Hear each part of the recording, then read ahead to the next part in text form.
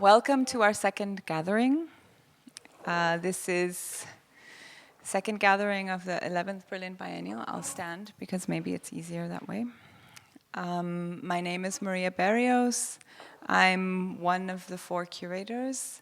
I'm curating this show together with Renata Cerveto, who I don't see, Agustín Pérez Rubio, who's waving in the corner, and Lisette Lañado. These gatherings are very important to us because they are insisting on the importance of coming together in these times. And they are dedicated particularly to those who cannot be here with us for many different reasons, particularly to those artists who we really try to focus this biennial on, many of whom are in places that are currently in lockdown, different places of the global south, particularly South America, but also other places who could not come and see this show due to the pandemic. But also even to our own team members who really made extraordinary efforts to make a biennial possible within the context of what is happening in the world at this very moment.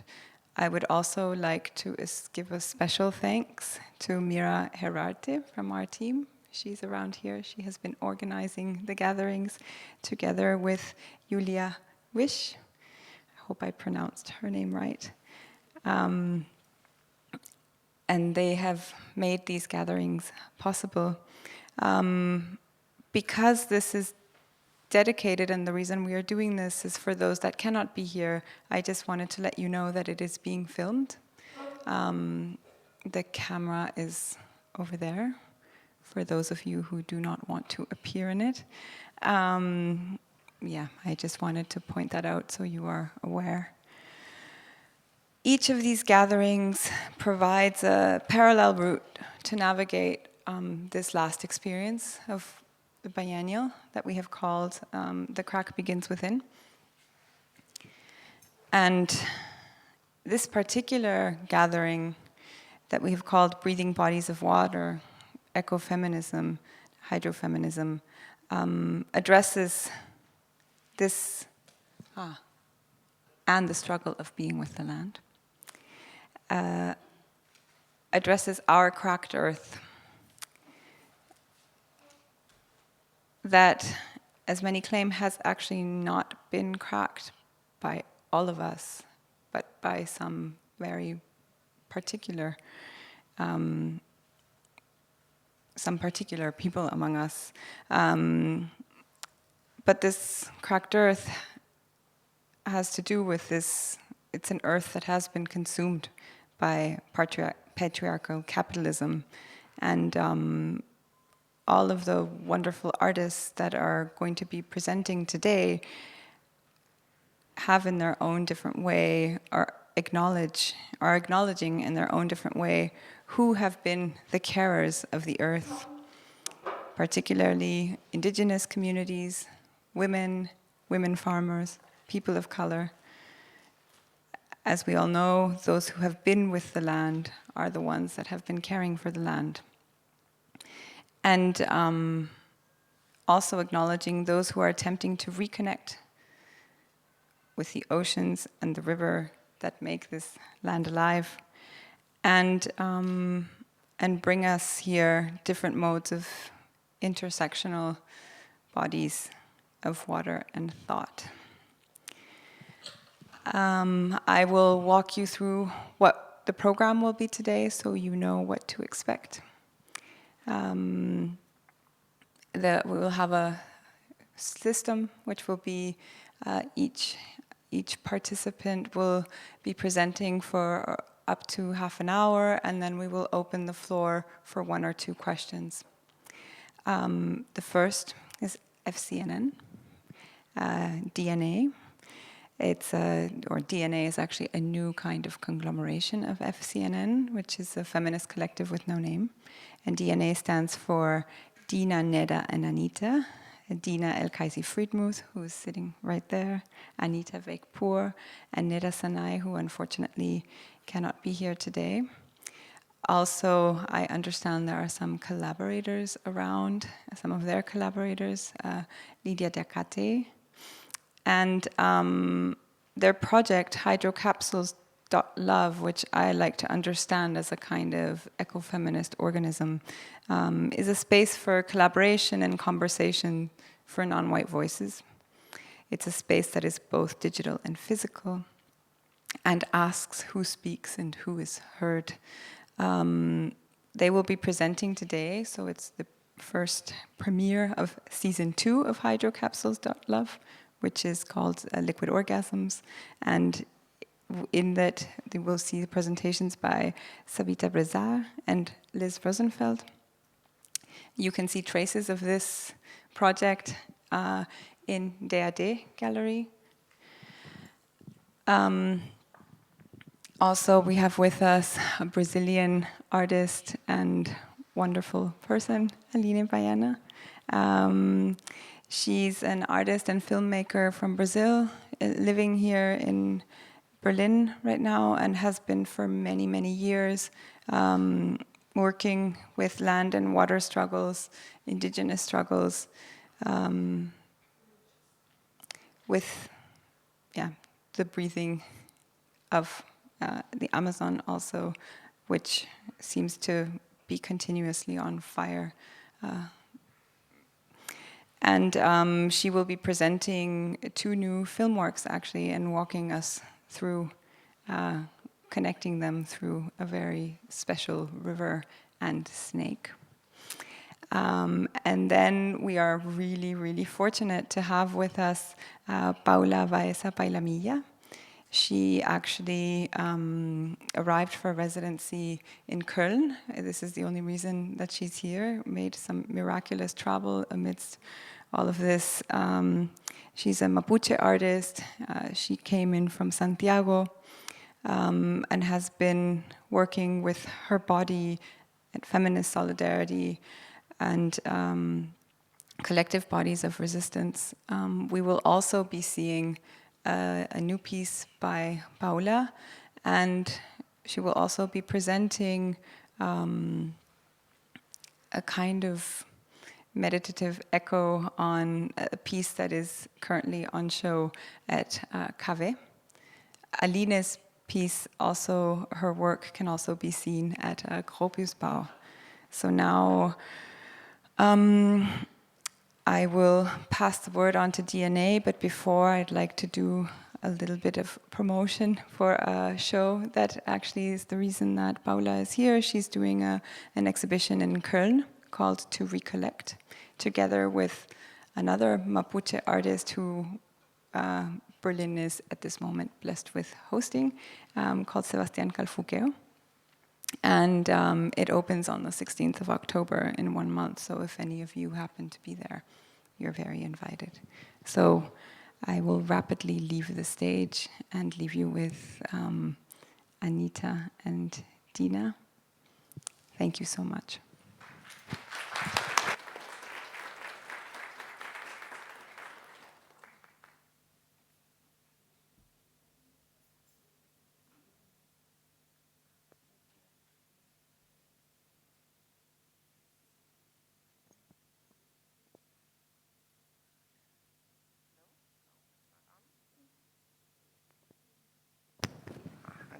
Now, yes, okay. Okay, thank you, María, so much for introducing us and inviting us. We feel very humbled and thankful to be here. And yeah, also that we can do this gathering. And like, I think both of us are very lucky today that we have so many nice people also here today with us. Like, I feel, so happy that my mother can be here, my girlfriend can be here. And and also some amazing artists that we are gonna also introduce in a second. As Maria already mentioned, Lydia Diakate is here, who did a work that we will show in a second also for the homepage that we made called hydrocapsules.love. And also Beikpour Ahmad is here, who is talking or was talking with us about ciphers already actually years ago, and I think that is one of the first conversations that we had, and it's so nice that this cipher is coming back now. And yeah, thank you so much for all your work and contributions and inspirations. And okay, so I think, yeah, what we're gonna do is we're gonna confuse you a little bit, I think, because we're just gonna do a lot of video showing, read some texts, and yeah, as Maria said, we can have some questions afterwards, but let's just roll, because this might take a little time. Okay.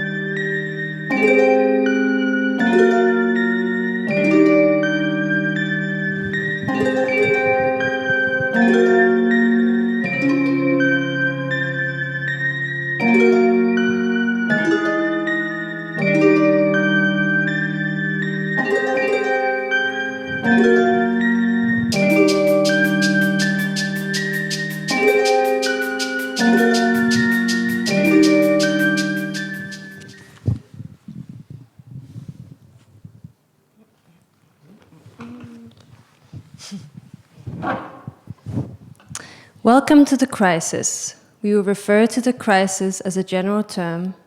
The world is and has been in a crisis for a very long time.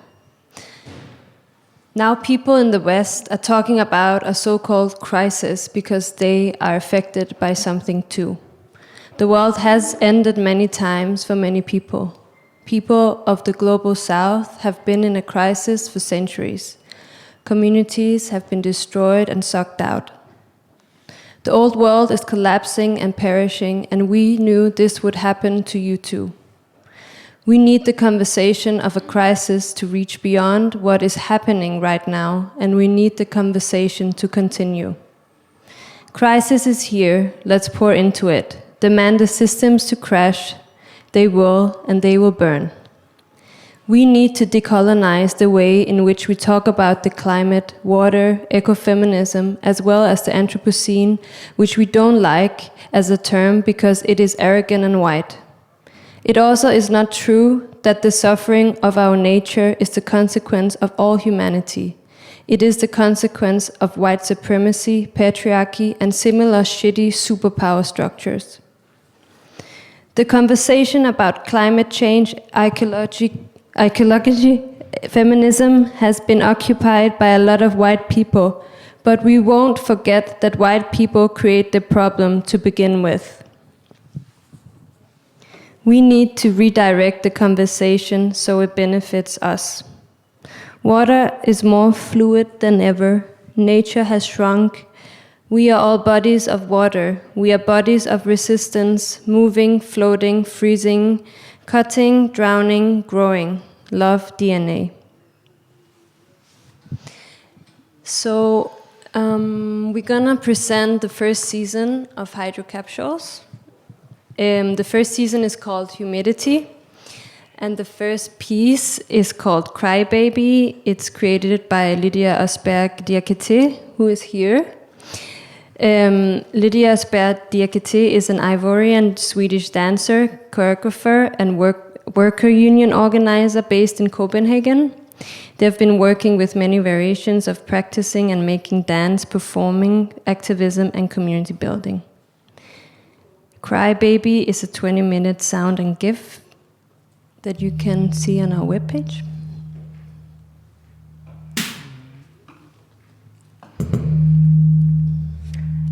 My body memory filled with water.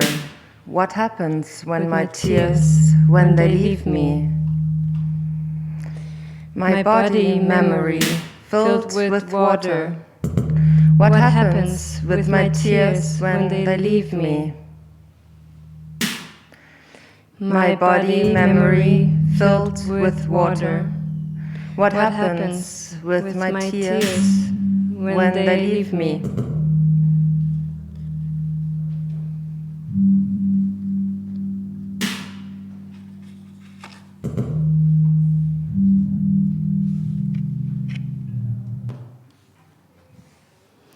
Second work in season 1 is by Andromeda.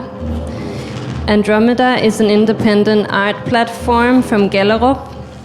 Gellerup is a social housing project with 6,500 souls who are giving life to the neighborhood since the 90s. The area is currently undergoing the biggest renovation demolition plan of its kind.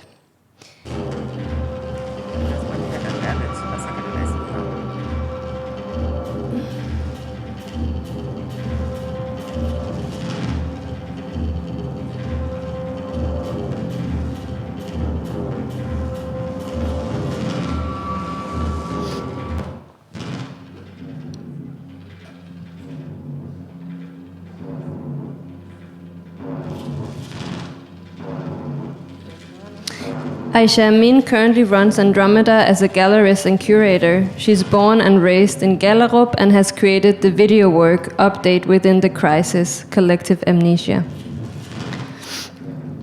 At some moments, I would feel like I'm standing while the ground is moving.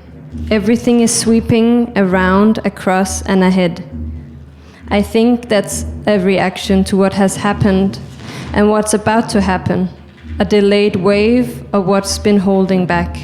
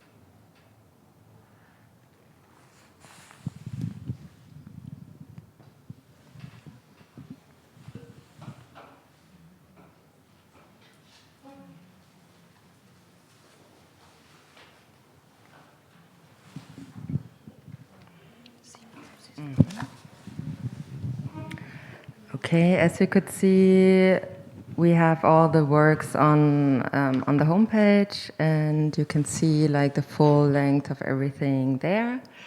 That was season 1. Now we're in season 2, Liquid Orgasms, and season 2 holds a contribution by Liz Rosenfeld and Tabitha Rezer, and we're just gonna start with Liz. The work is called Tremble.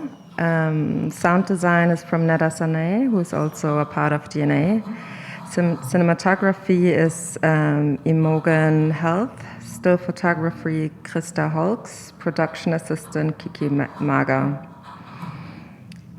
A text they wrote to, and part of the video goes like flutter, shudder, quiver, throb, vibration, oscillation between all the holes and all the folds, exposed under full house lights, a lone body trembles with the architecture of an empty dark room.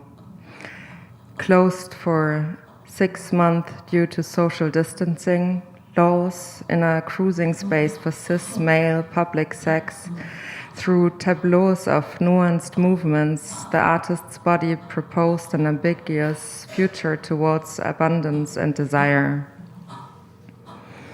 Skin and flesh palpitate with unknown anticipation against porous materials soaked with stale fluids, ghostly utterances and queer potentials.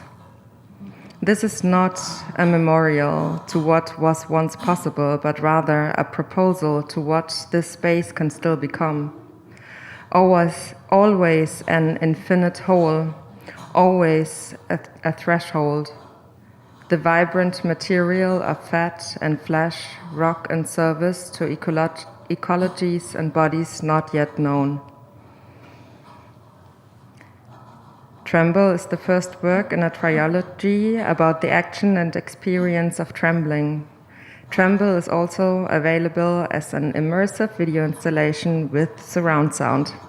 And we can't wait to see that.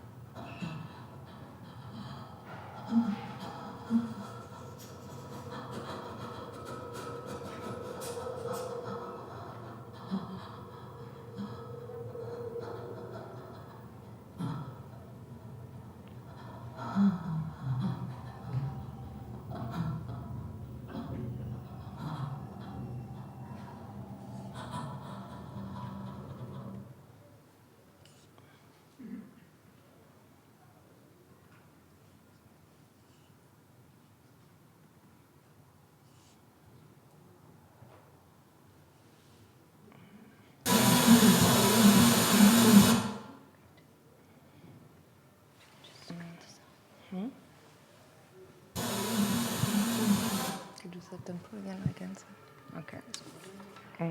Okay. And the next work is by Tabitha Rezer, which is a text. And she also sent us this nice little video clip from, I think she lives right around the corner, and I'm very jealous. So you can read the whole text on the homepage, soon out. The text is called Womb Ecology, the Cosmic Womb, the Earth Womb, the Mother Womb. I'm just going to read like a little paragraph from this very long text. The prejudice held upon microbes is really a consequence of our ignorance. Actually, some have led to radical transformation of our evolution as species. The placenta came into existence, marking the shift from laying eggs, following the contamination of a proto-mammal with an ancient virus, whose DNA merged with the host to give new genetic potentials. It is time we treat our ecosystems, both within ourselves and the ones we inhabit, with respect and honor, the diversity of existence. This is in no way compatible with our survival. The colonial matrix and its legacies have distorted our worldview, placed the human life, the white human life, above all other life forms, legitimizing the extermination and domination of many lives, microorganisms included. Yet, we are but one life expressing itself in different forms.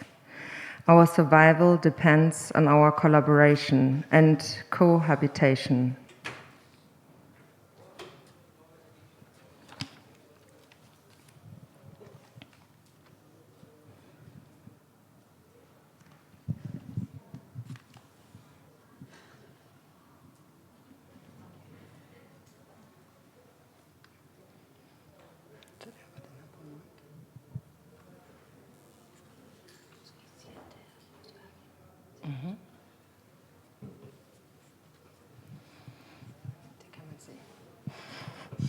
Anita just said I should say that this is a work by DNA, as the first one was, but I think it's going to be quite clear.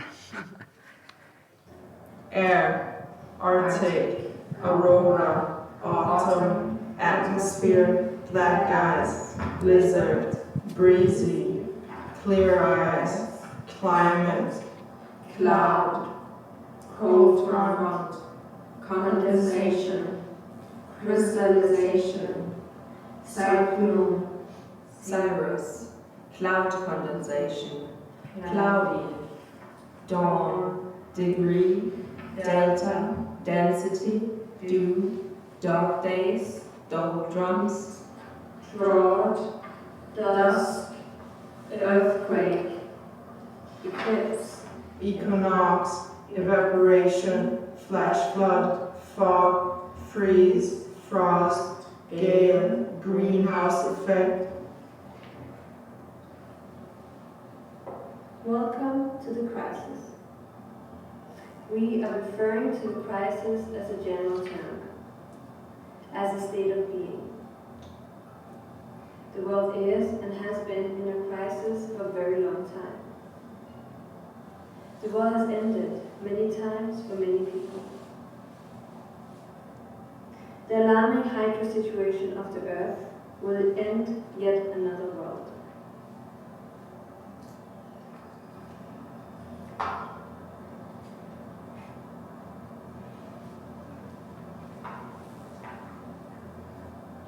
To drink a glass of water is to ingest the ghosts of bodies that haunt that water. When nature calls sometimes later, we return to the system and the sea, not only our antidepressants, our chemical estrogens, or our more commonplace shit, but also the meanings that permeate those materialities. Disposable culture, medicalized problem solving, and ecological disconnect.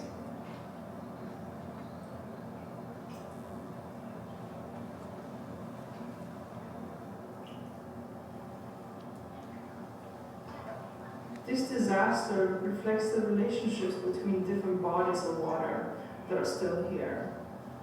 Water is an inorganic, transparent, tasteless, odorless, and nearly colorless chemical substance, which is the main component of Earth's hydrosphere and the fluids of all known living organisms.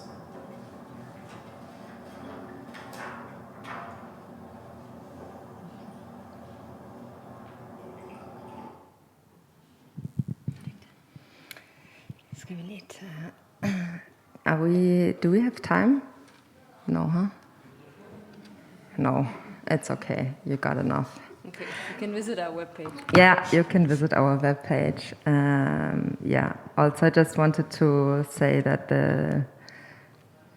you're gonna have, that there are some quotes here and there, and when you go into the webpage, you will see, like, for example, the water quote, when you drink a glass of water, is from Astrid Neymanes, who wrote this text, Hydrofeminism, Becoming a Body of Water. Just was important to mention these things, and okay. Thanks for listening.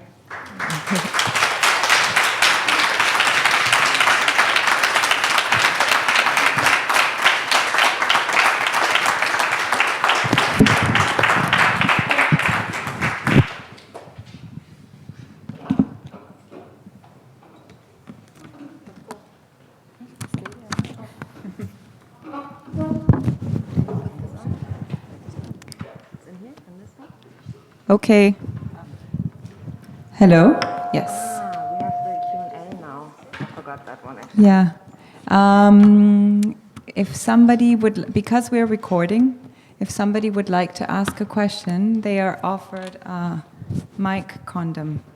If they still don't feel very comfortable with a mic condom, they may shout out their question, and it shall be summarized somehow by us, by Anita and Dina, or by myself if necessary. So the floor is open.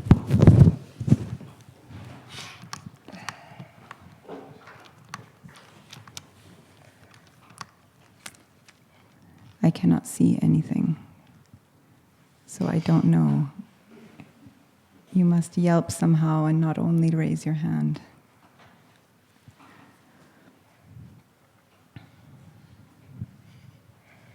It's always like this now. Silence doesn't make me uncomfortable, so I'm not going to do the typical jumping in with a question instantly, but we'll give you some time.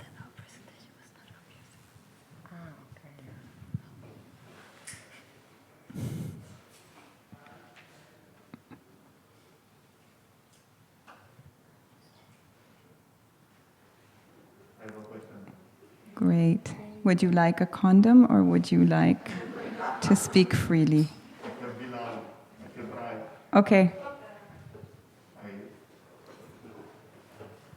Ah. Very generic one, perhaps.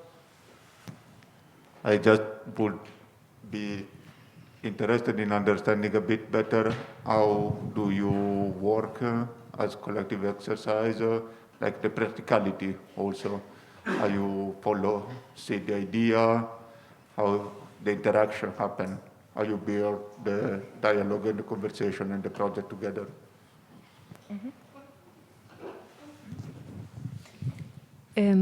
So me and Dina have been in a collective for 6 years, I think. 6 years? Isn't it? No, that's a long time. No, I think it's 6 years. Called FCNN, where we have worked in the same way as we're working now with this project. So what we usually do is we want to so in this case we wanted to investigate like ecofeminism, hydrofeminism, and we're not experts on these topics. It's something we want to know more about. So we decided to invite different cultural workers who would have, or who would be interested in investigating this with us. So the invitation was very broad. And our way of researching things is by creating artworks in different forms, so either sound, text, or video, or whatever. So that's how we initiated this. Like, this is how we work usually. And we always make something together. It's not like we have a specific, like we have to make a video. It's more like how do we formulate our thoughts into something? And in this case, it became short trailers for each season. That's how we made work. And then we invited different artists to participate in different seasons. Do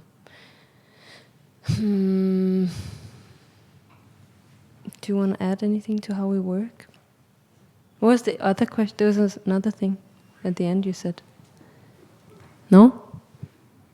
I don't remember. What did you say at the end? You asked about something else too?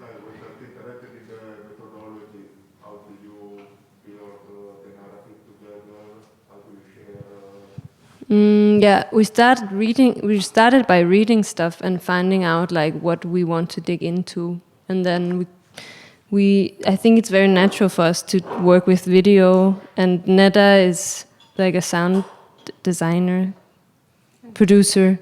Huh? Yes. Yeah, so they naturally made sounds. So we all like, I'm a filmmaker outside of this. I work with film, so that's natural for me, and the same for you, and you also write. So, yeah.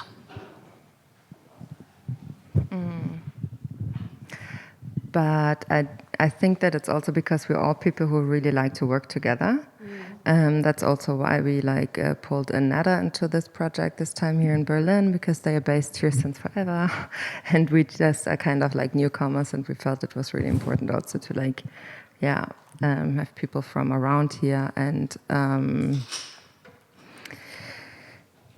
I think that also for all of us, like this working together is also some kind of like a method of like, taking down this like artist genius idea of doing something very original and all these kind of like things which are the values of like how to create a good artwork, and we just like no, that's not like, and for example how our methodology is of like how we find the topics and so on. I think that came also because we did the news thing.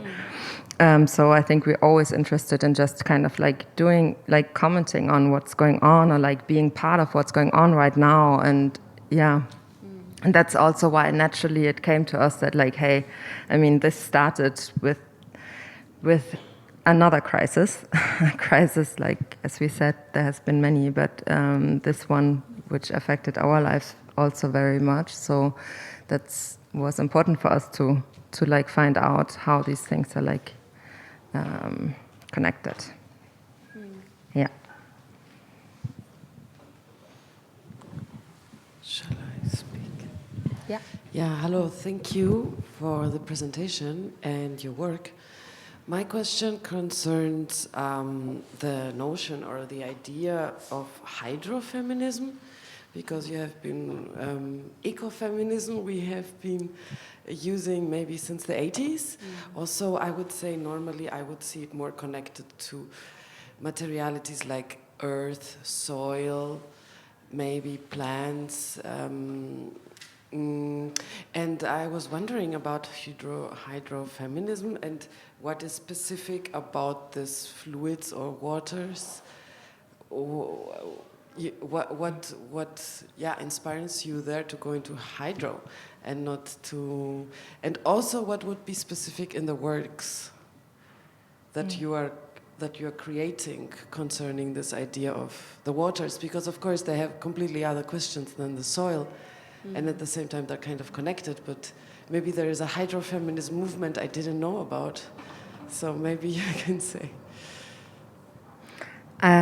We came across it because we went we knew only about ecofeminism, and we read like that was kind of like our first research, and then but it kind of, we were really critical towards that. It always was like women. We also people who don't necessarily all like identify as women or men and so on. So it was for us like really this connection with like Earth and Mother Earth and women and all this was kind of something that we couldn't actually deal with. We were like, we can't.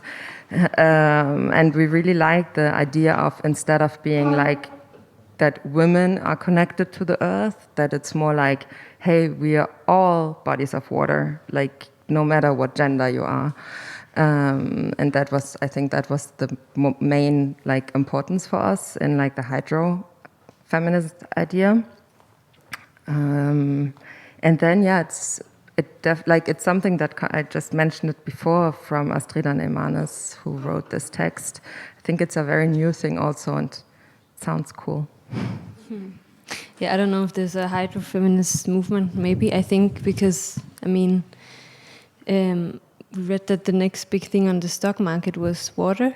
I think it will be, I think the hydrofeminist movement will become bigger. And I mean, we live I mean, I'm based in Copenhagen, Dina lives here. We are fortunate to have access to water, but that's not the case everywhere. And I think we try to also look at it from living here, like also I'm from Iran, the situation in Iran is very different. And trying to connect with water again, being, I think, distanced to it, just having the privilege. Other privileges also makes you distanced, and how we actually connect to nature. I think water is essential to that. We're all connected to water. We are water. So how will we deal with this big crisis that is here, and it will only become bigger when it comes to water? I think we all need to become. We need to work on this subject, and I think this is the beginning for us. Very, very beginning of it for us. Yeah, and then I think we're interested in water in different ways, also in spiritual ways, not only water policies and stuff like that, but like, yeah, and that's also something we connect with in inviting people. Like, we know that the people we invited are also connected to water in many different ways and look at it from different perspectives. So it is present in everyone's work, I would say. Water is more than any other substance. Yeah. Thank you.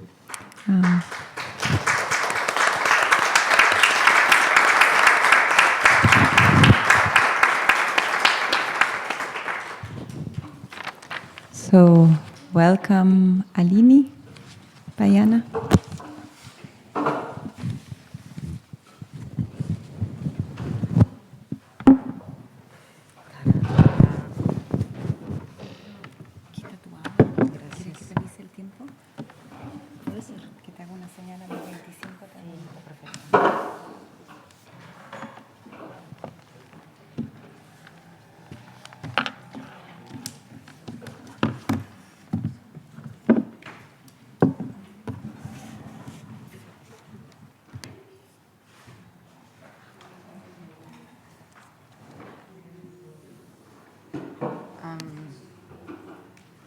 What's the password of the BNR computer? What's the password of the BNR computer? This one. Ah, sure. Sorry, I didn't read it.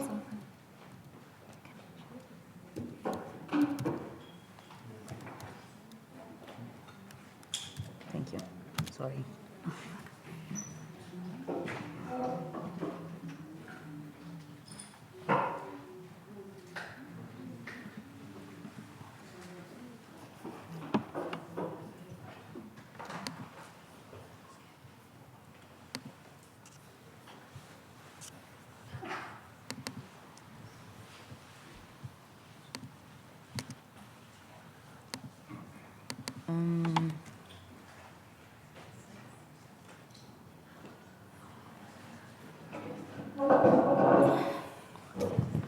Okay. Well, I'm not the most comfortable person speaking, but I'm very grateful for the invitation, and I'll try to do my best. María was very generous, calling the videos that I'm going to show film works. Actually, it's a register, like some images of previous work I did that also relates to the work I did now. And this preparation for this talk made it more obvious. It was also very interesting. And another video that's more, it felt like I did it from yesterday to today, actually. And it felt like sharing a family video somehow, because it was images that I did during the research in Amazon, in the Tapajós River, for the Bienal Sharjah, where I did this other work that I'm going to share with you some images. And I was there to record the audio of interviews, so I was doing images with no plans, so it was more like turning my camera on when I was on the boat and doing some experiments and filming an important musician and a griot master called Mestre Chico Malta, singing one of his songs, which is a song of protest. So I did a video with him there.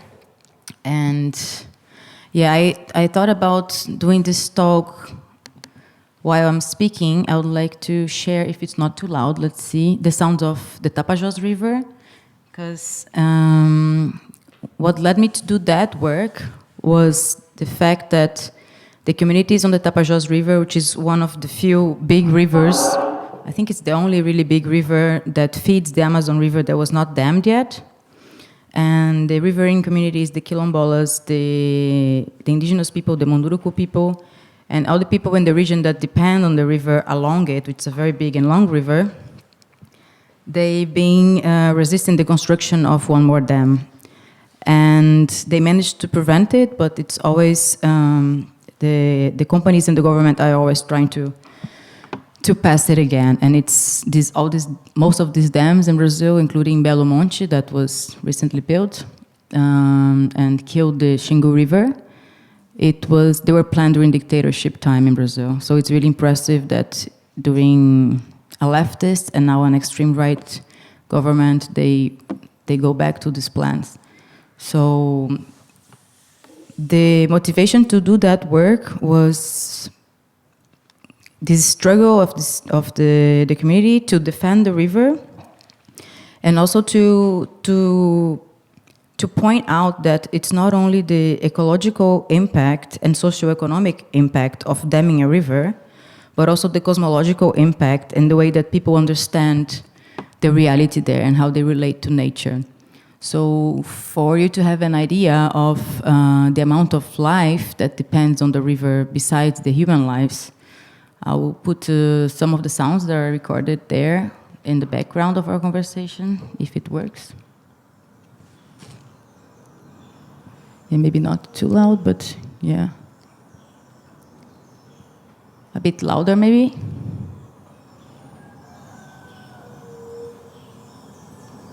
So you can see the many layers of life that's happening. And so when I started doing this project and researching the Tapajós, I was supporting as I could from Rio the resistance against the dam. And there was a meeting of the movement of the people affected by dams. It's called MABI in Portuguese. They were meeting in Rio, and I went there to join it was a very big meeting, a lot of important discussions, and I met some people from the Tapajós. And from those first contacts, I could go to the region and investigate together with them. And they were very generous to share their worlds and their words with me. And I will show this small video from the work so you can understand a bit better what I mean by a different understanding of everything, a cosmological perspective.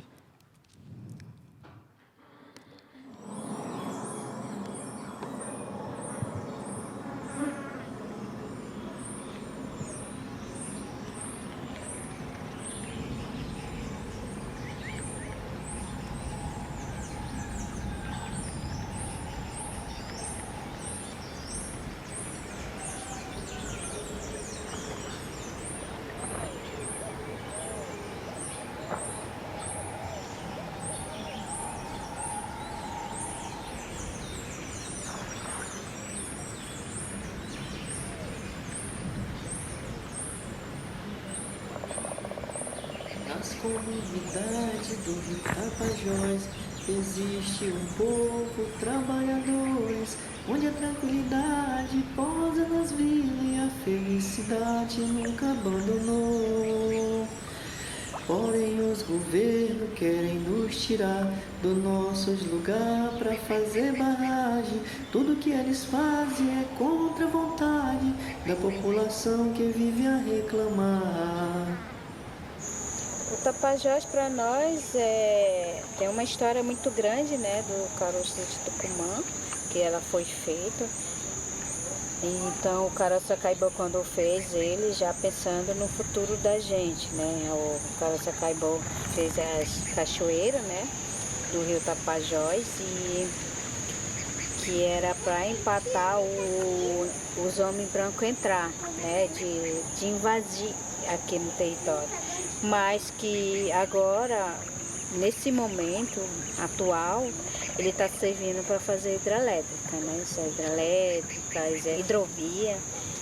Então já virou assim o interesse do governo. Então o Tapajós para nós significa vida.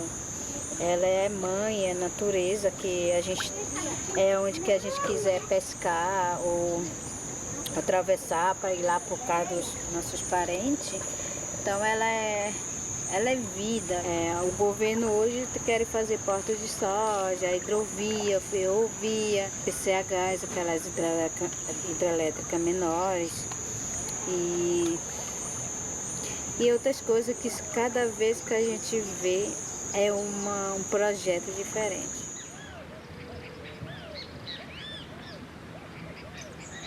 E o rio, ele tem a sua mãe. A mãe do rio, dizia já minha avó, é a cobra grande. Ela é quem comanda todas as águas desde o lago. A pessoa que vai comandar e reger toda essa sabedoria. Ela tem uma parceria muito grande com as iaras, que são as que moram no fundo, as dominadoras do fundo. Dentro do lago, ela apenas se defende, mas quando ela passa para as águas, ela não só se defende, ela também ataca. Mas por que ela ataca? Porque muitas dessas pessoas, elas vêm para o rio, né? Principalmente quando entra sem pedir licença, bagunça, grita, né?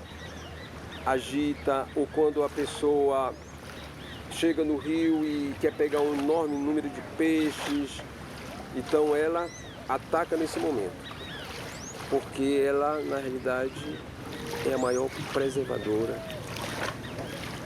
dos peixes que existe dentro desse imenso rio. É a mãe d'água, né? Que nós chamamos mãe d'água. Eu, quando era criança, eu tinha muito medo. Eu mergulhava dentro d'água e a mãe d'água está no fundo da água. Que vê, escuta, a gente mergulha, aí escuta ela bater na pedra, no fundo, né?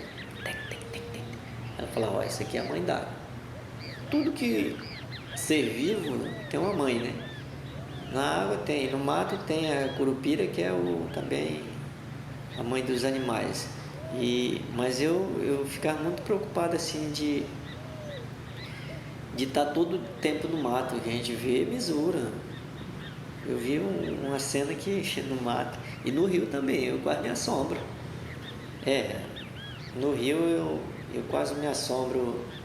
Foi uma coisa assim que eu pescava demais, eu achei que era a mãe d'água que estava fazendo, para mim dar uma trégua, né? Porque todo dia estava no rio pescando. A papel da mãe d'água, ela às vezes você fere um peixe, porque na tarrafa não, ela estava na malhadeira, se você pegar um peixe, ela estourar a malha ali, ela vai embora. Mas na zagaia não, que é escolha de ferro que você faz, coloca numa vara, uma madeira, né? E sai focando no seu peixe, você fura ele para matar, né? Aí você erra ele, aí rasga o peixe, fica todo rasgado, aí o peixe sai, aí vai morrendo, né? Que vai sofrendo. Então pessoa está malinando que não aproveitou. Se você conseguir pegar ele, bem, senão você bate de todo jeito no peixe, aí sai machucando, ferindo. Aí ela que vai cuidar, né? Quando o peixe tem de escapar, o animal também, quando é atirado, que ele fica ferido, vai ter alguém ali que vai cuidar dele. Ninguém vê, né? Mas alguma coisa está cuidando dele, porque ele vai e sara, fica bom, fica aleijado às vezes, mas sara. Algum tipo de alimento ou de medicamento alguém dá para ele. Então esse é o papel da mãe do mato e da mãe d'água do rio.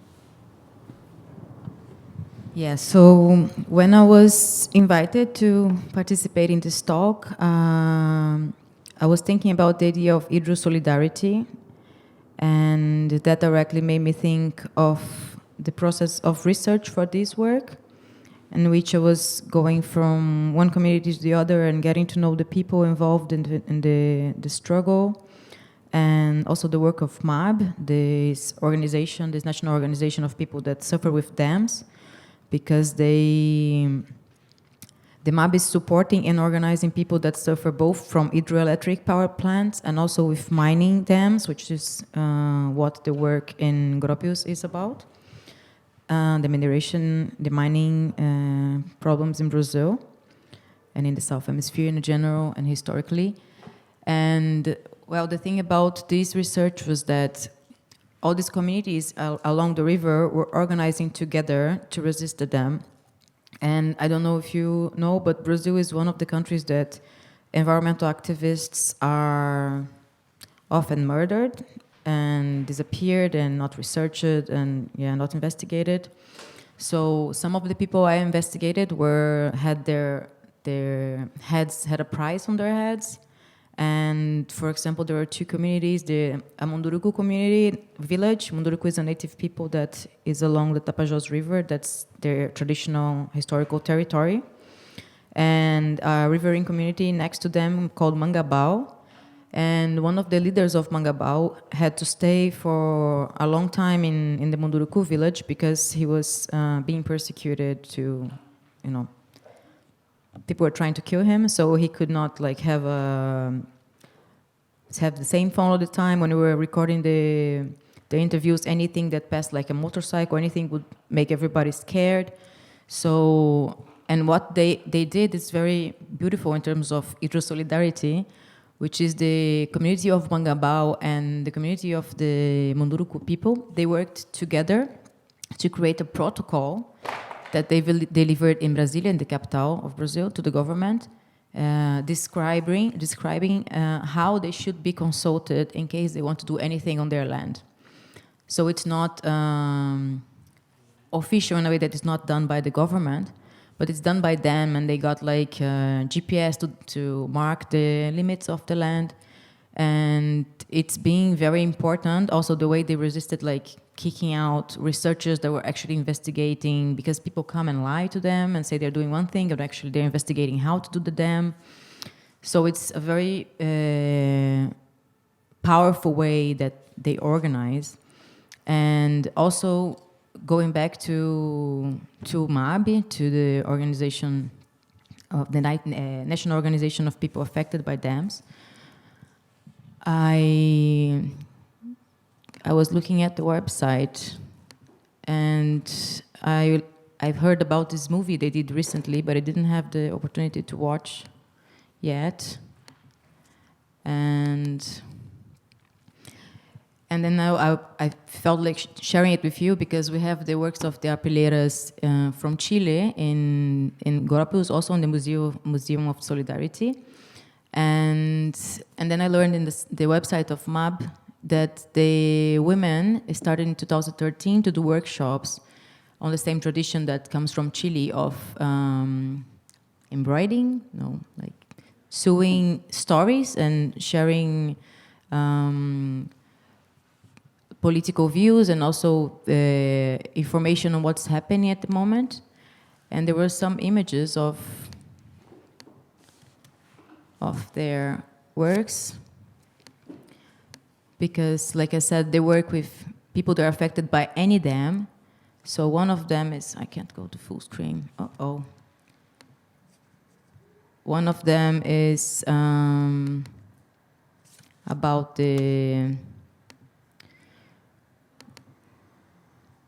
mining tragedies with Vale, the company in Brazil that was responsible for this crime that triggered the work representing Gropiusbau, in which a river was killed with a tsunami of mud with mining residues from iron ore.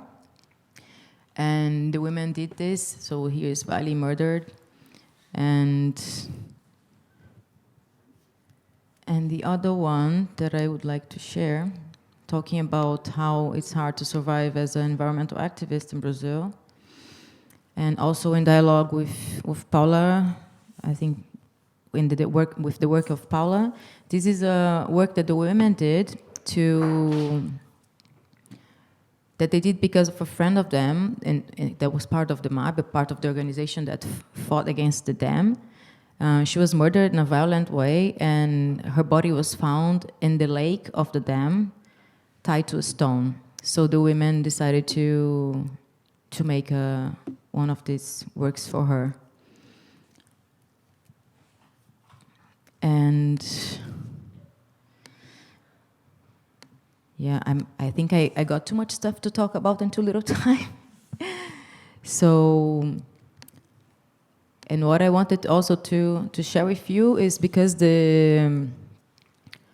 we heard a bit about the big snake. So the big snake is the mother of the river, and she's through different cosmologies in Brazil, in many different regions, especially in Amazon. And it's believed that she protects the river. And for the people in the region that I was working, some of them are capable of engerar, which is a bit hard to translate, but would be transformed into a being, an enchanted being that can join the enchanted beings of the river, being the big snake one of them. So they have stories of people that have engerar and that went into this enchanted city in the bottom of the river, and there they can learn medicine and how to get treated, and also about how to deal with the nature, in the sense that Seu Miga, which is one of the fishermen, was saying that sometimes you're fishing too much, then she does something to teach you that you can't fish so much. So in a way, the big snake, she's mediating the relationships within the forest, and that's why it's so important, and that's why damming the river is completely unthinkable, and it's a sort of end of the world, like the FCNN was talking about. Like if you dam a river that has this importance, there is a mother in the river that kind of holds the knowledge of the whole life in this region, and you put a dam on it. For these people, it's just unthinkable. And I also think it's interesting because I think part of the environmental racism is that the decision making is done very far away from these poor people, poor communities, and usually non-white communities.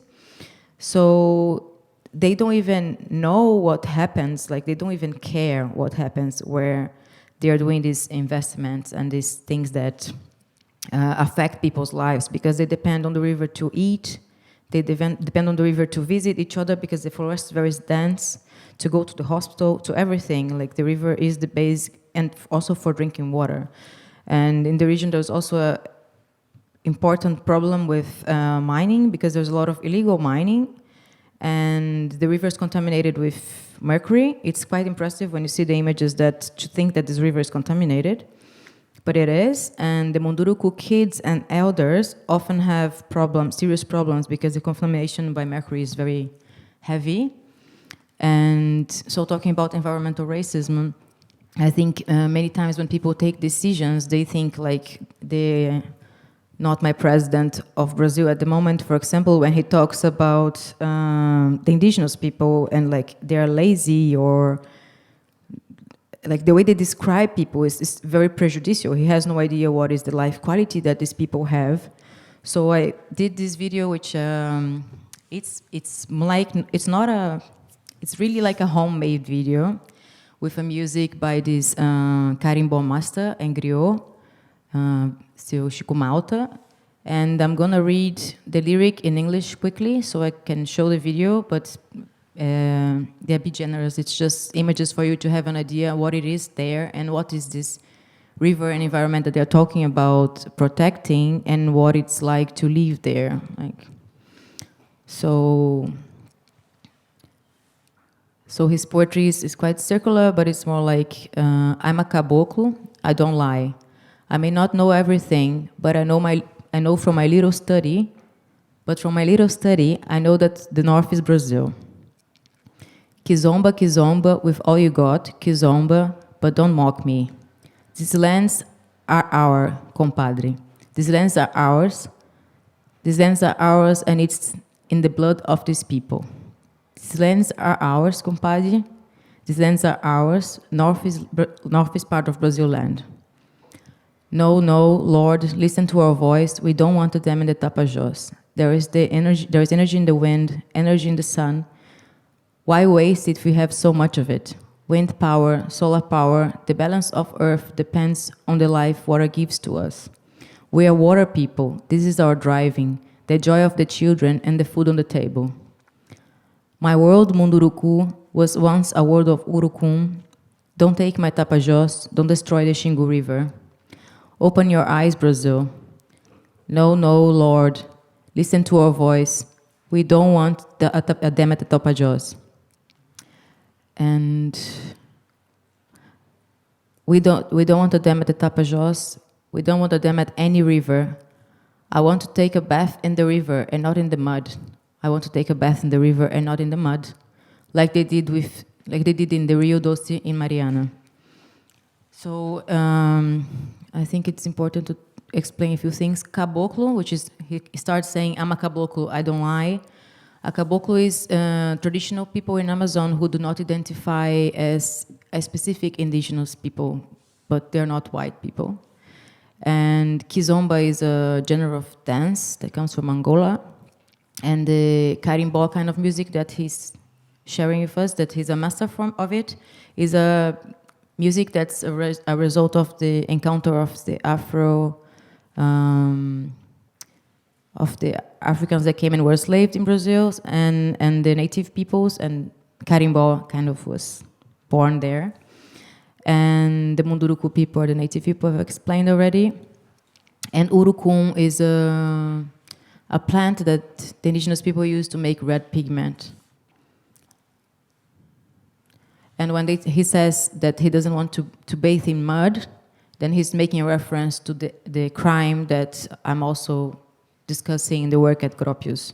So in a way, the both works are related because they are both talking about rivers and the struggles of the populations around them and the consequence that it has for the people that are exploited. Like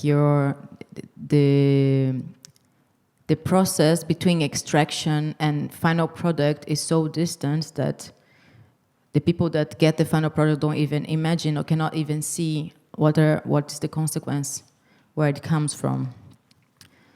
So, how's my time, Maria? 5 minutes? Okay, so I end with Mestre Chico Malta. Be generous, it's a homemade video.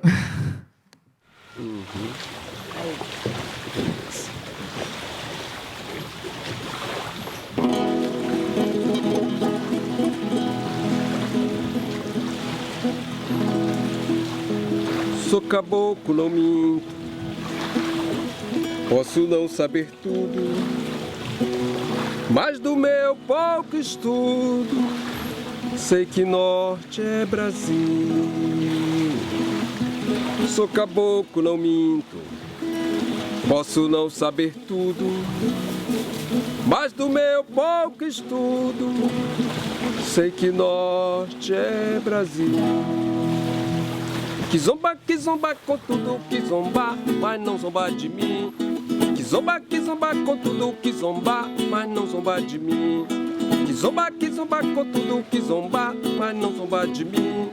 Que zomba com tudo que zomba, mas não zomba de mim. Essas terras são nossas, compadre. Essas terras são nossas. Essas terras são nossas. Tá no sangue dessa raça. Essas terras são nossas, compadre. Essas terras são nossas. Essas terras são nossas. Norte é terra Brasil. Não, não, Senhor, ouça nossa voz. Não queremos barreiras no Tapajós. Não, não, Senhor, ouça nossa voz. Não queremos barreira no Tapajós. Tem energia no vento, energia no sol. Pra que desperdício se a temos em prol? Energia eólica, energia solar. O equilíbrio da terra depende da vida que a água nos dá. Nós somos povos das águas, essa é nossa condução. A alegria das crianças, a mesa da alimentação. Meu mundo, mundo urucu, já foi mundo de urucu. Não me tire o Tapajós, não destrua o rio Xingu. Tô atatucanado, temunha e aué. Ai, Cuemira, Paraná pura. Enxerga Brasil. Não, não, Senhor, ouça nossa voz. Não queremos barreira no Tapajós. Não, não, Senhor, ouça nossa voz.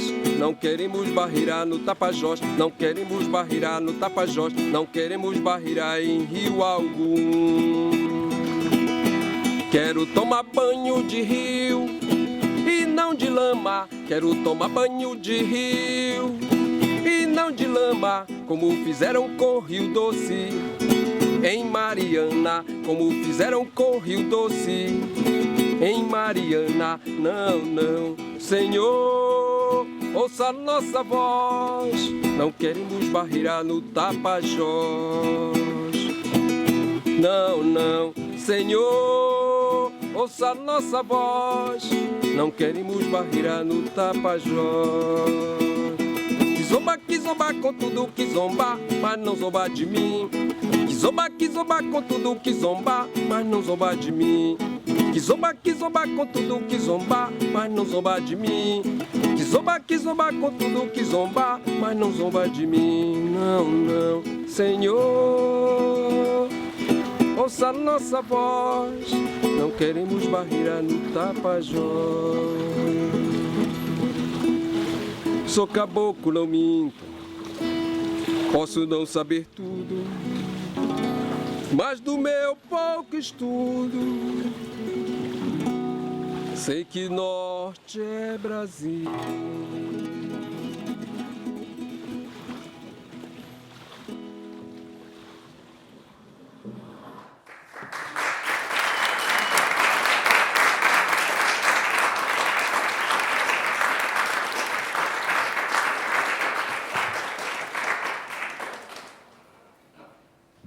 Thank you.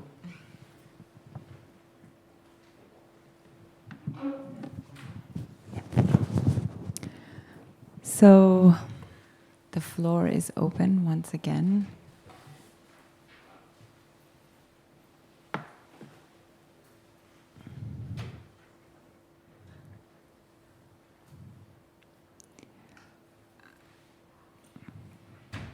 Maybe now, because we are a little bit over time, we can do the Q&A with Paula together? Yes, I would love that, actually. Yeah. You would love to escape right now? No. Okay. Yeah, let's do it like that. Okay. So Paula, I will be sitting with Paula because she doesn't feel so comfortable in English. And I would also like to take the chance to thank Bianca Messenger, a wonderful poet who has translated on record time the text that Paula has written, that she will be reading in English. Yes, and here you have.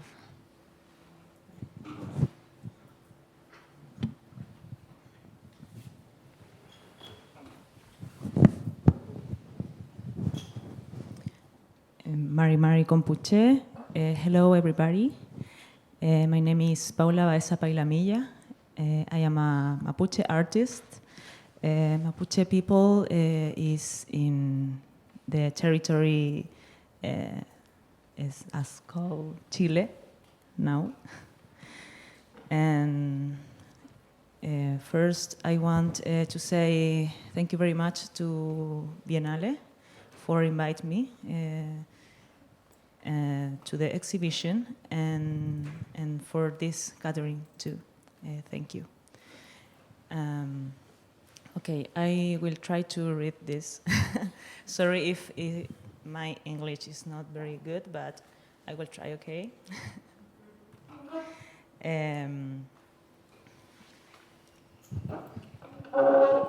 No. Kurumapu, Black Earth, Kiñe. Kurumapu, Black Earth, Kiñe. 1.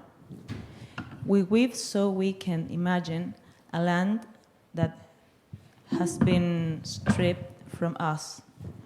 We breathe black wool, inviting a space where we can dwell.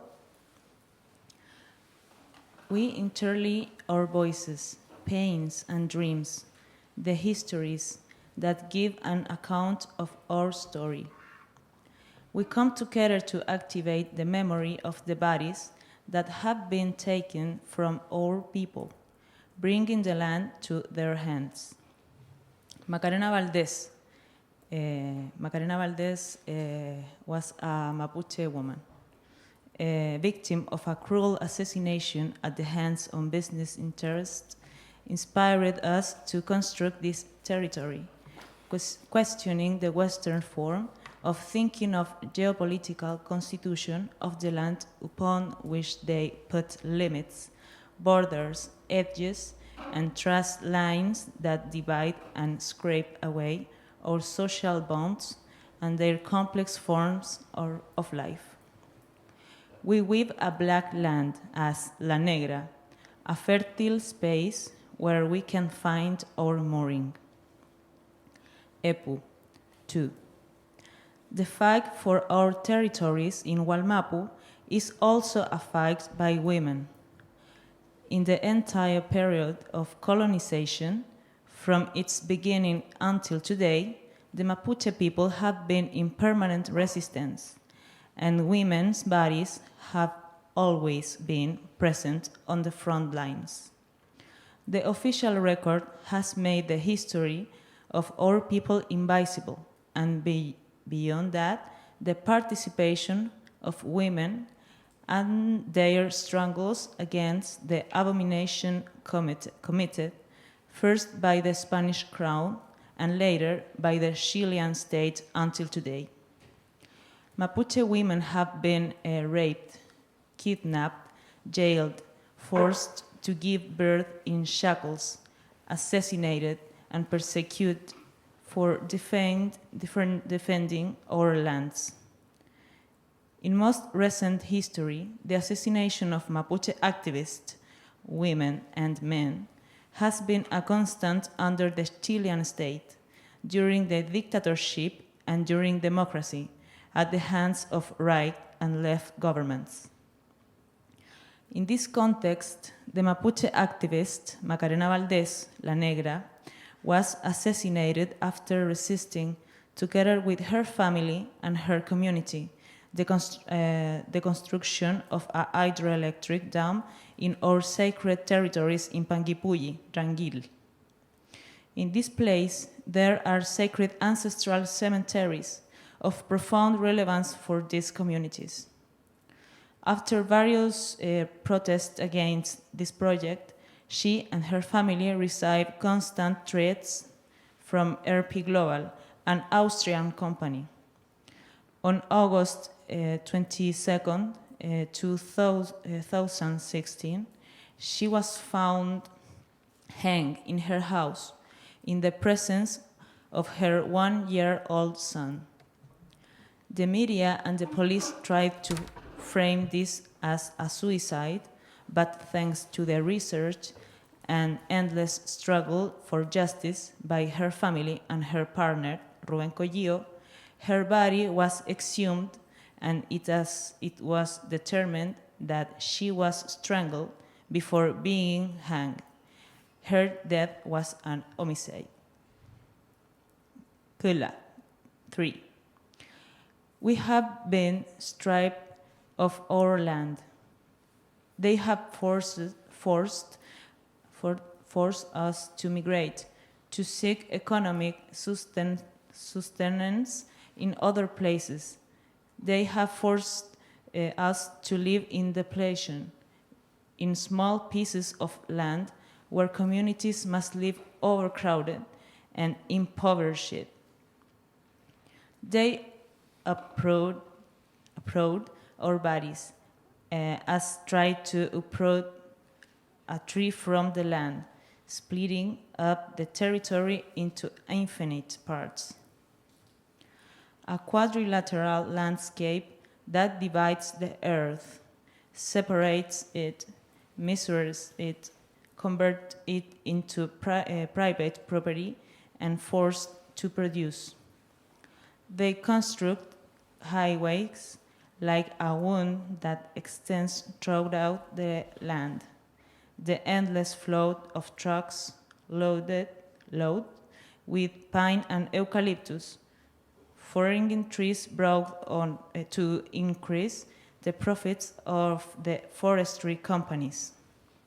This landscape is no more than the continuation of the geopolitical maps that also divide lands into countries, imposing borders, limits, and modifying even our own identity. While Mapu was left divided in two by the Chilean and Argentine states, putting up borders around a people who are even older than the conception of states or republics themselves. How can one divide a history, a land, a people? We are one sole body, a continuity of skin who do not place boundaries around the barks, waters, heights, rocks, petals, sand. All that is Mapu, is earth. They murdered La Negra, is heard throughout the territories. They killed Macarena for defending the Mapu, and with her they tried to kill a piece of land. An assassination of a Mapuche is an assassination of the land, but under it the roots continue to exist, growing deeply, and these roots can never be ripped out. They can burn to tear up the tree, but they will never kill the root, say Papai Loncon. Meli, 4. Woven is like a body, and to be a body is to be a land. To think of us as displayed is not to say that we don't have territory, that we do not have a body. Weaving is a skin, is a muscle, is alive. Weaving is a registry, a code, a form of reading our memories, of our history as a form of telling time. We see a weaving and we see time. This black map is an apparition of bodies that they try to make disappear, bodies from the shadows, the invisible.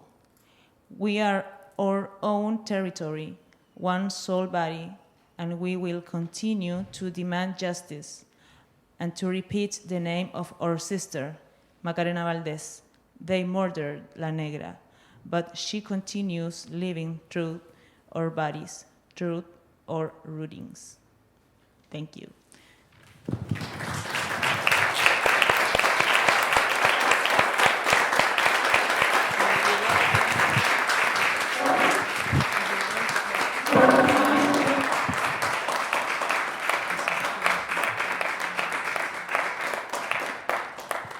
Okay, now we will see a video performance.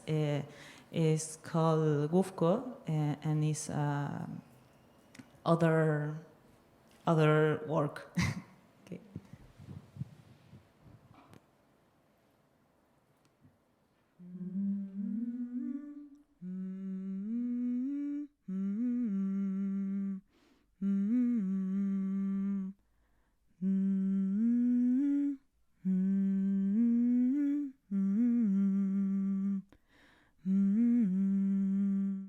El sueño era, ñaña, que yo estaba observando a unas ñañas, unas mujeres, no me acuerdo si eran 2 o 3, y estaban masturbando a una de ellas. De eso pasaba yo a estar observando, pero de más cerca ahora. Ya veía las manos de estas ñañas que estaban estimulando esta vulva y estaba mojadita la vagina, la mano salía mojadita. Y cuando estaba observando eso, ya en un momento no me daba cuenta, pero mi mano la llevaban, o yo era misma la que metía, no me acuerdo, pero era una clase que me estaban dando. Yo sentía eso, que era una clase en donde me estaban enseñando a estimular esta vagina, a esta vulva, y que estuviera mojada, pero mojada, sí, de verdad salía muy mojada. Y despierto. Y yo a ese día tenía que ir a hacer cosas de la escuela y tenía que ir a ver a la ñaña Ceci por lo mismo de la escuela. Queríamos ir con un curso a visitarla a su casa, conocerla a ella. Y ella en un momento también invitó a conocer el espacio donde ella quería mostrarle a los niños el bosque y llevarlo a un camino antiguo que unía con Conarip, que era Futá Conarip. Y este camino, por ser tan antiguo, había mucha vegetación verde ahí entre medio. Y llegamos a un lugar donde ella, el Gufco Puñaña, me dijo. Y lo voy mirando y estaba rodeado de puras cosas verdes, puras plantas, puro lagüen. Y alrededor, así se asomaban unas raíces bien delgaditas, medias blanquitas, que salían del Gufco y de otras partes del mismo suelo del bosque. Y se iban engruesando estas raíces y empezaron a formar todas juntas un tronco muy grande. Y ya pegó la mirada para arriba y era un trihue. Y en medio de este tronco se generan 2 brazos grandes de este árbol, y en medio de estos de estas 2 ramas que aparecen, me quedé pegada y ahí estaba la vagina que yo había visto. Tenía una forma de vagina. Y era grande, o era un árbol tan grande, la vagina estaba ahí. Y le dije a la ñaña, ñaña, me acordé de un sueño que tuve anoche. Y le conté el sueño. Y le dije, esto era pues, ñaña. Y ese es el sueño, ñañita.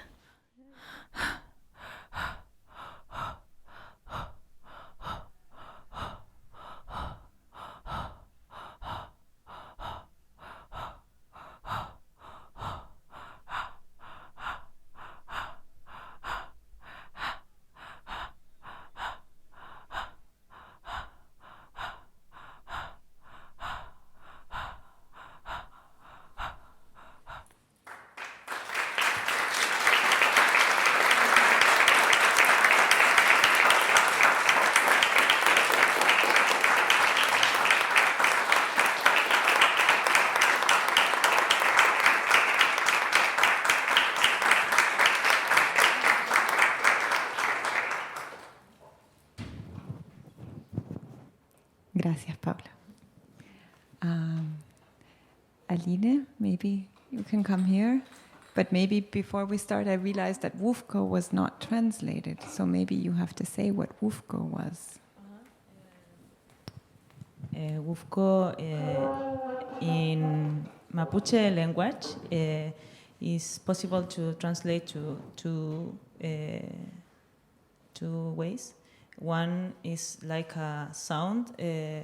The water is when up from the earth.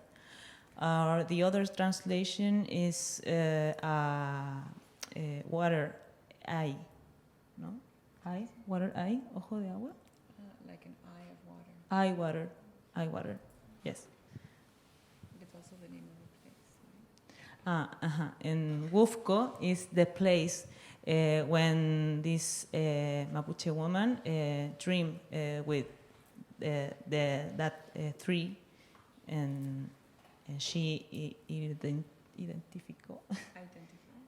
identified that tree there in the Wufko, because that tree have this water pozo, this water eye in around it. Yes. So we open the floor again. Aline, is this one yours? Okay. Julia is around there. She has the microphone with the condom. But if you don't feel comfortable, you can just yell out and we can repeat or echo your question or comment.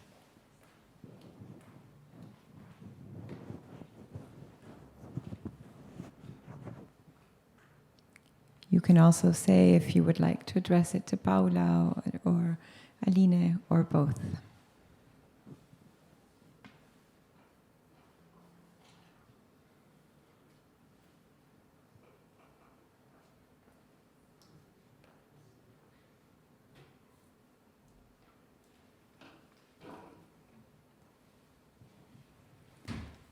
Julia, right there.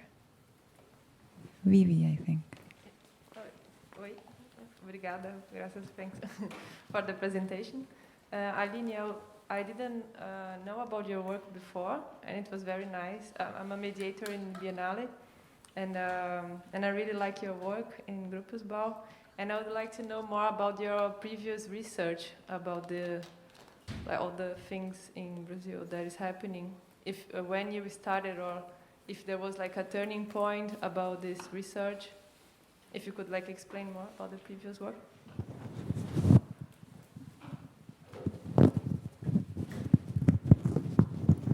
Well, correct me if I understood right. I think you were wondering if my research was always in this kind of path, right? Mm-hmm.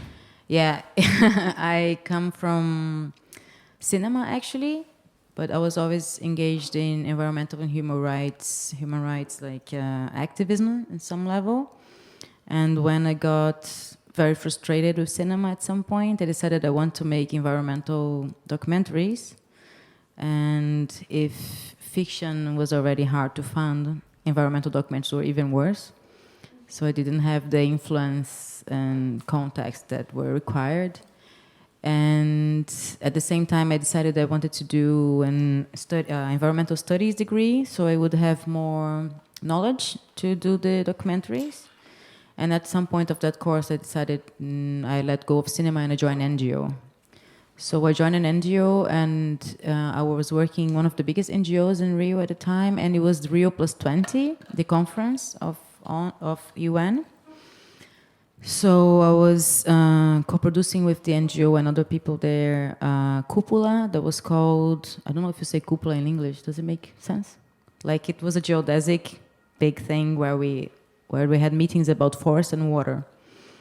And so I was attending, of course, the meetings that we proposed and the people that we gathered, but also other things happening in the People Summit, not in the UN pavilion, but in the People Summit. And that was a very important, maybe that was a turning point that you were asking. when I realized that there are other ways to engage with the environmental struggle, and I became aware of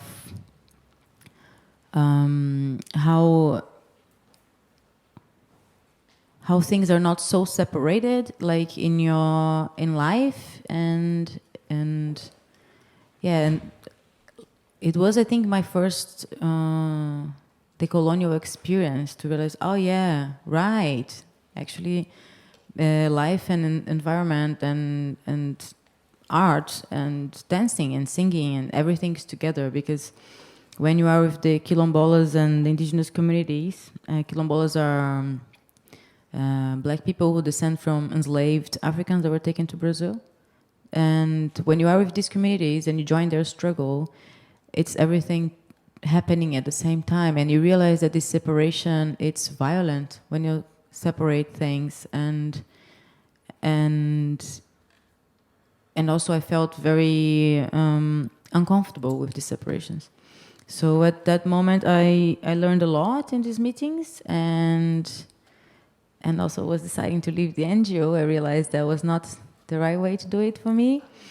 And it was also the year that the Brazilian code was at risk. They were trying to change it. Unfortunately, won. And we were protesting with the volunteers of the NGO.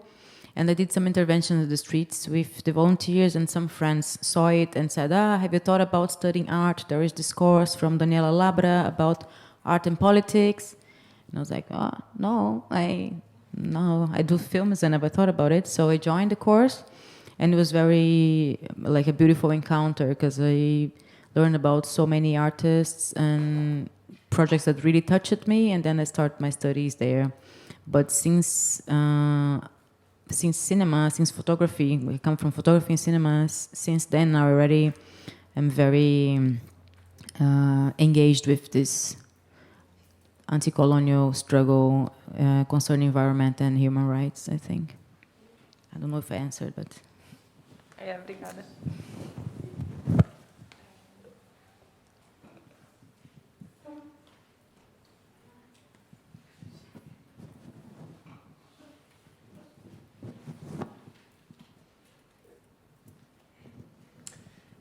Also a question to you. You were mentioning a lot in your presentation that you said, I think we have to adapt another cosmology, or now you will see another cosmology. And of course, we know what the terms means, but I would be interested to know more.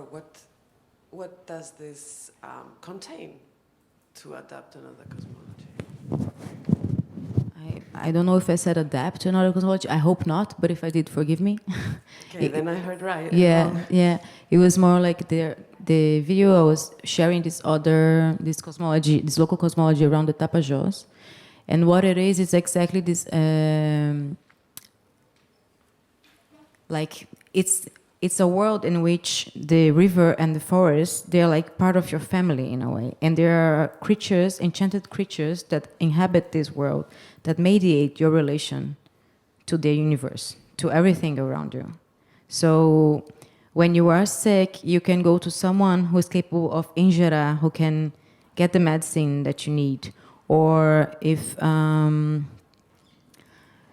there are so many stories. Like there was a fisherman that was fishing too much, and then he got sick, and then everybody was like, "Oh, you know what? Why you got sick? You got sick because the big snake knows that you're doing that." You know, and also stories of people who were with a big boat making a lot of noise during the night in the river, and then the boat was turned around. So it's a whole universe that's completely different. It's like the river is really part of their family. It's where they take food from, where they take medicine from, where they go to enjoy also, because that's also something people don't think a lot about when they think about people that don't have much money. I mean, they are not, like, not my president, he thinks that indigenous people are necessarily poor. And no, if they have the woods and they have the river, they are actually rich. You know, they don't need much more. And leisure, is that how you say? Leisure, like having good time, like for the kids, it's super important, the river. Like if you dam it, Like there was another river that was dammed in Brazil, that we had a soap opera. I mean, Brazil and soap opera is something very big. And an actor was filming in the region, and he was a like super experienced scuba diver, and he decided to swim in this river. And people said to him, local people that have known the river since ever, they said since they did the dam, the river changed and it's dangerous because they do a dynamic of how much water there is and how much can come out and how much should come out. And they don't talk with the community about it. So this super experienced scuba diver died, drowned. Imagine for these kids that are learning to swim, you know, like you can't go to the river anymore, it's not safe. So it changes completely the whole ecosystem. Like there's another dam that they changed the part of the river, and where it's dry, like many trees are dying and many animals are dying because the relation with the water in Amazon, there is the time when it's flooded and the time when it's low. And this dynamic is very important. Like when fruits go in the water, it feeds fish, you know, and when it goes, and also it's part of the process of the germination of the seed. Everything's connected. So it's like this other understanding of the world, of understanding the forest and the river not as something to be exploited, but as something that's part of your family somehow. It's really, that like the indigenous women say, they say the land is their body, you know, so I don't know if I made it clear.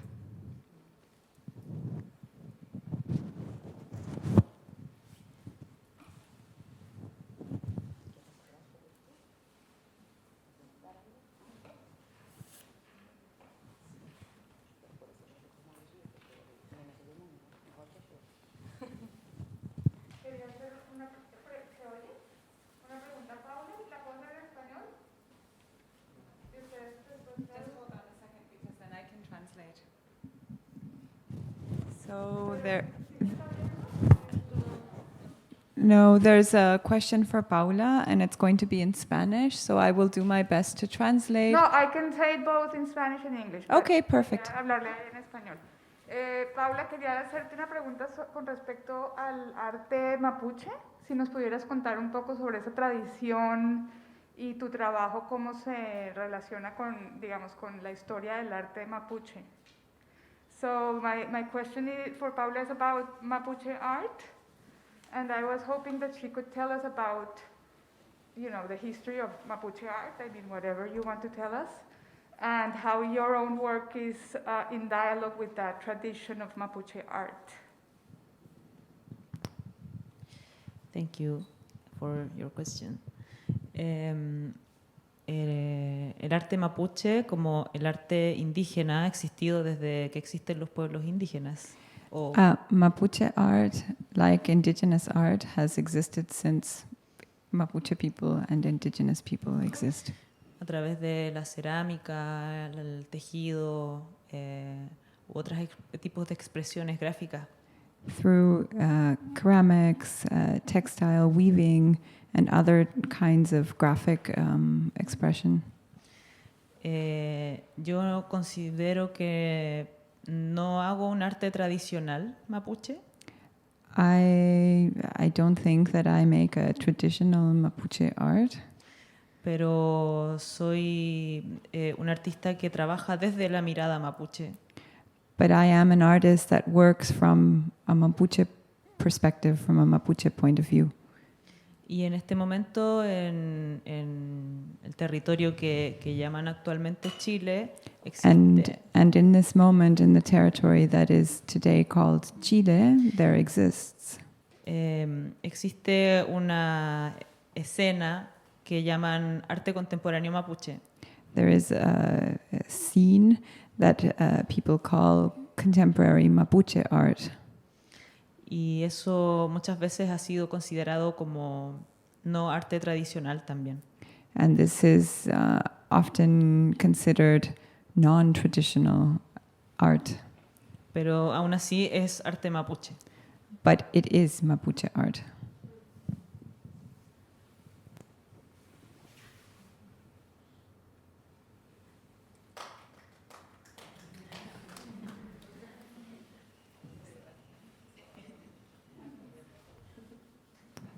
Y también quería saber cuándo murió la negra. She also wants to know when La Negra, Macarena Valdés, died. Macarena fue asesinada en agosto del 2016. Macarena was murdered in August 2016.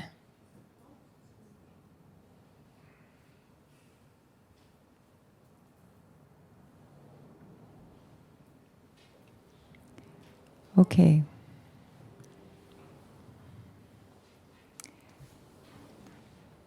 I think we will wrap it up now. Thank you.